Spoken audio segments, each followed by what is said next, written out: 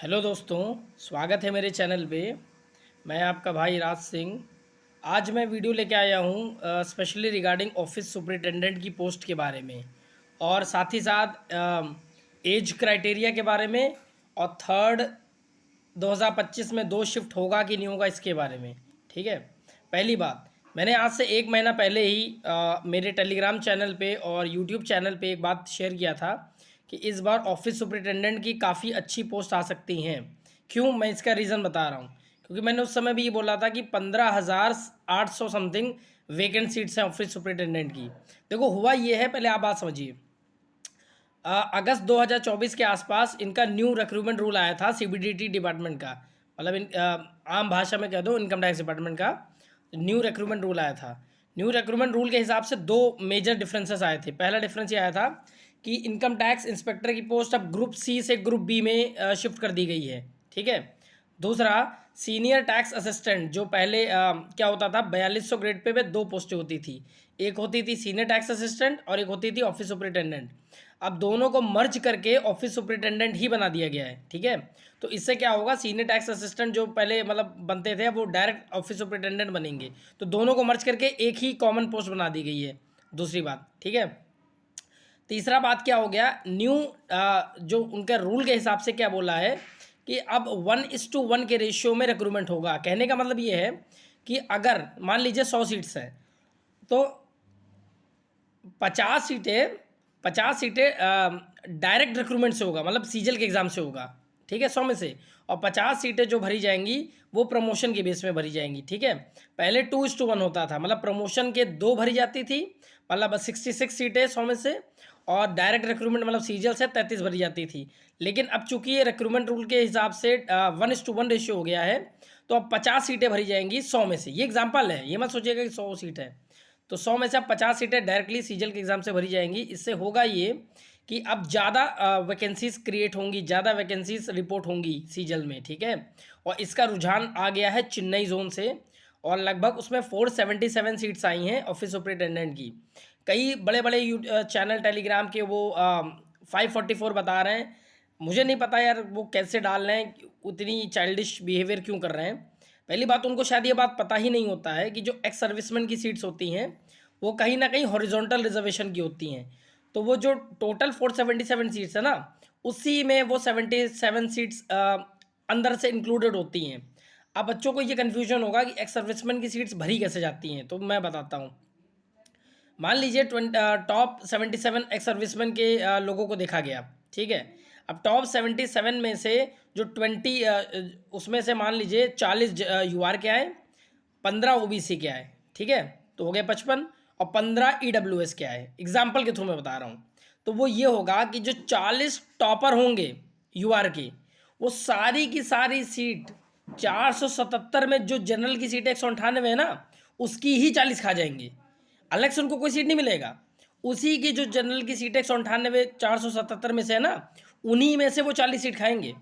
ऐसे ही ओबीसी वाले जो 15 है ना, वो 128 जो ओबीसी की सीट है उसी में से वो 15 खाएंगे। अलग से उनकी कोई वैकेंसी नहीं होती है। तो इसको बोलते हैं हॉरिजॉन्टल रिजर्वेशन। ठीक है। तो कई लोग कंफ्यूज हैं, बड़े बड़े टेलीग्राम चैनल इवन जिनके 50,000 सब्सक्राइबर्स हैं, ऐसे लोगों ने भी ये डाल के रखा हुआ है कि 544 सीट्स है। भाई, एक सर्विसमैन की सीट अलग से नहीं होती है, वो हॉरिजॉन्टल होती है। ठीक है।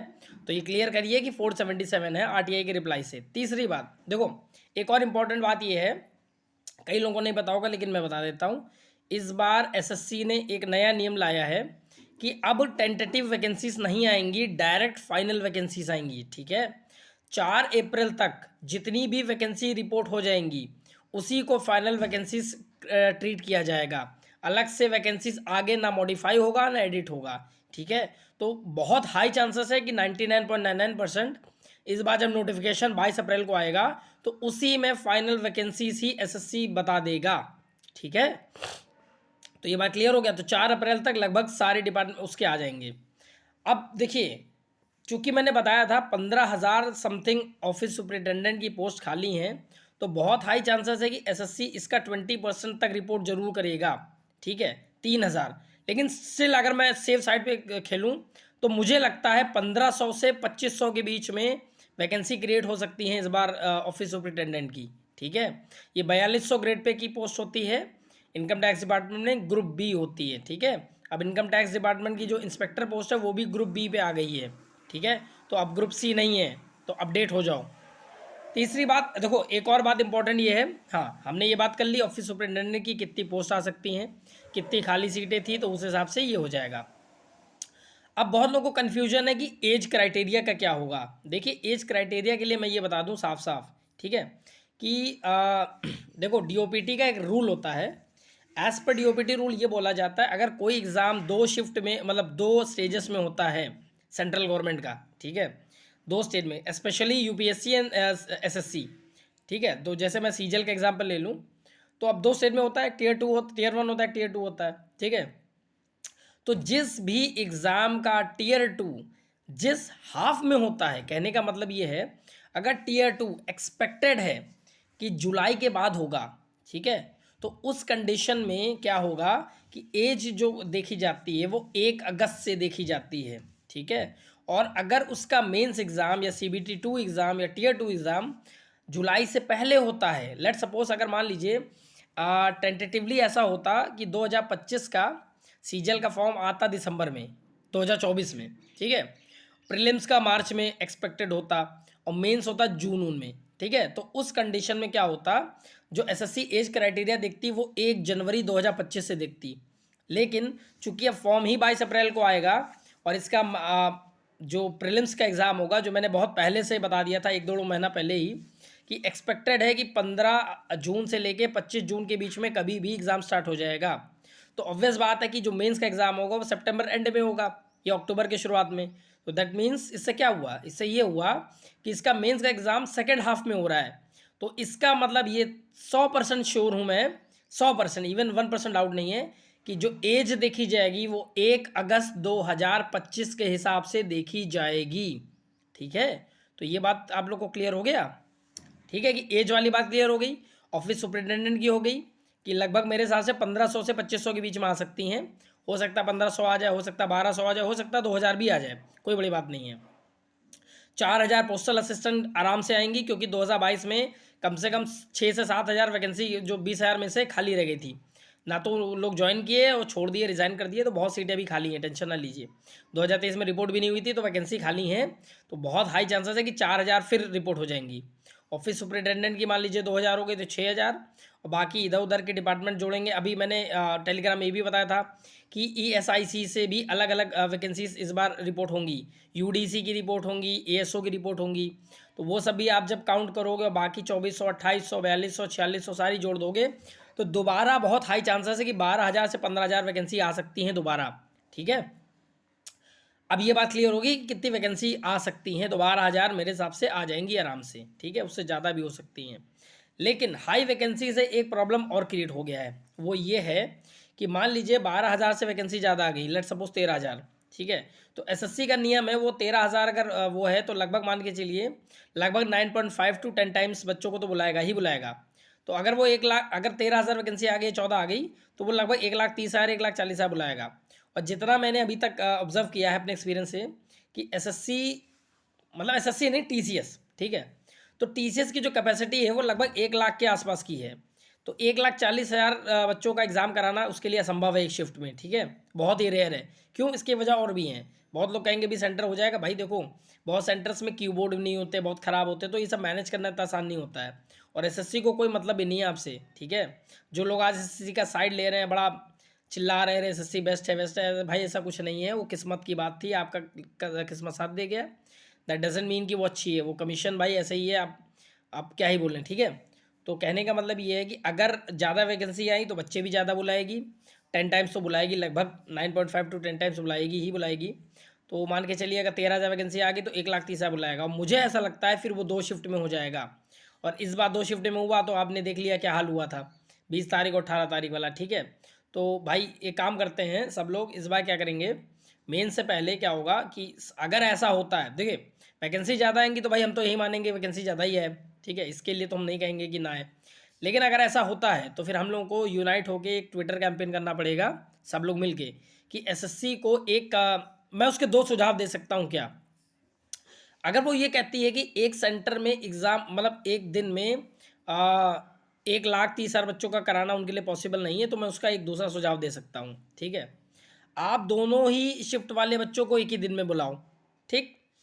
एक शिफ्ट में 9 से 11:15 तक एग्ज़ाम का ला लो, ठीक है। उनको 2 घंटा आप उस सेंटर से हटा के कहीं पे रुकवा लीजिए, ठीक है। उनको जाने मत दीजिए, उनको बाहर ना जाने दीजिए, 1-1.5 घंटा रुका दीजिए। उतनी ही देर में दूसरे शिफ्ट वालों को भी एंट्री करा के उनका एग्ज़ाम स्टार्ट कर दो। सेम पेपर, अलग से पेपर नहीं कराना है, एक ही पेपर में कराना है, ठीक है। इससे फ़ायदा क्या होगा, नॉर्मलाइजेशन का सिस्टम ख़त्म हो जाएगा। दूसरा, बच्चे बाहर जाके जो क्वेश्चंस बता देंगे उसका भी सिस्टम ख़त्म हो जाएगा। एक ही दिन में दोनों मेंस हो जाएंगे, तो वो बेस्ट तरीका होगा, ठीक है। और नेक्स्ट डे पे टाइपिंग टेस्ट करा लो, एक सुबह की शिफ्ट में, एक रात शाम की, मतलब एक सुबह की एक दिन में।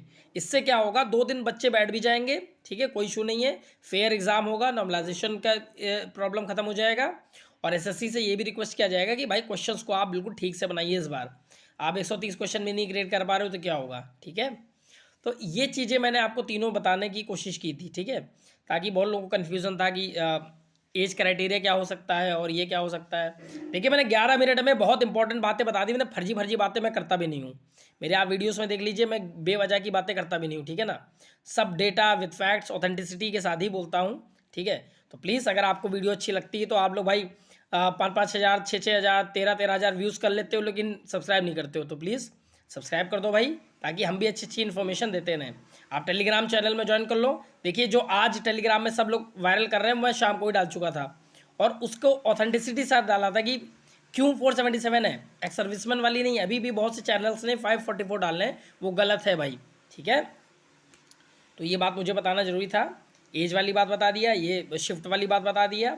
और भी कोई चीज़ है तो आप बताइएगा, मुझे मैसेज करिएगा, टेलीग्राम चैनल पे आ जाइए। और हाँ, सबसे इम्पोर्टेंट, जो नए लड़के हैं उनको ये मेरा चैनल ज़रूर शेयर कर दीजिए, ताकि लोगों को ये लगे कि हाँ, जो नए लड़के हैं वो कहीं भटके ना, ठीक है।